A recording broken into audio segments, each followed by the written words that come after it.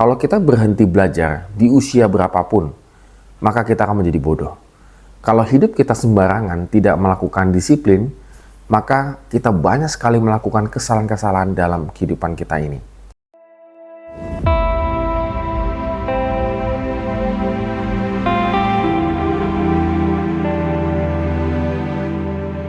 Shalom Good Traders, hari ini kita bersyukur karena Tuhan begitu baik dalam kehidupan kita. Dan kita akan kembali lagi lanjutkan renungan kita di Amsal pasal 22, ayat 12 sampai dengan 29. Tetap semangat membaca dan merenungkan firman Tuhan.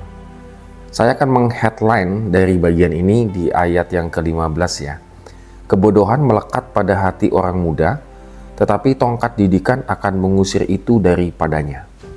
Ya, kita seringkali mendengar tentang anak muda, orang muda.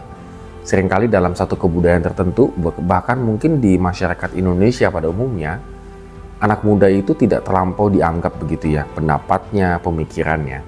Karena dianggapnya masih perlu banyak belajar, belum banyak pengalaman, dan banyak hal yang belum dia pikirkan begitu.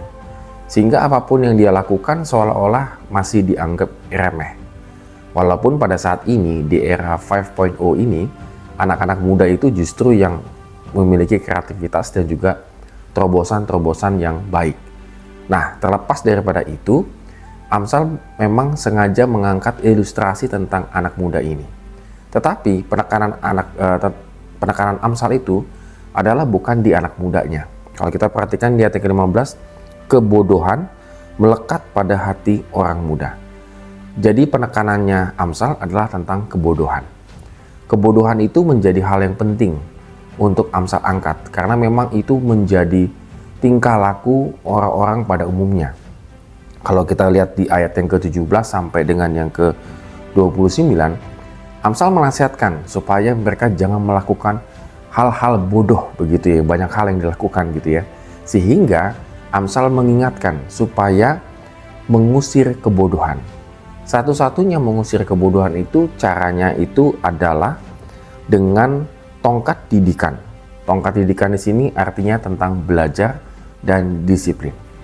Jadi Good Traders, kita sebagai orang percaya di dalam Kristus, kita tidak boleh lepas dari dua hal ini, yaitu belajar dan disiplin. Itu penting sekali.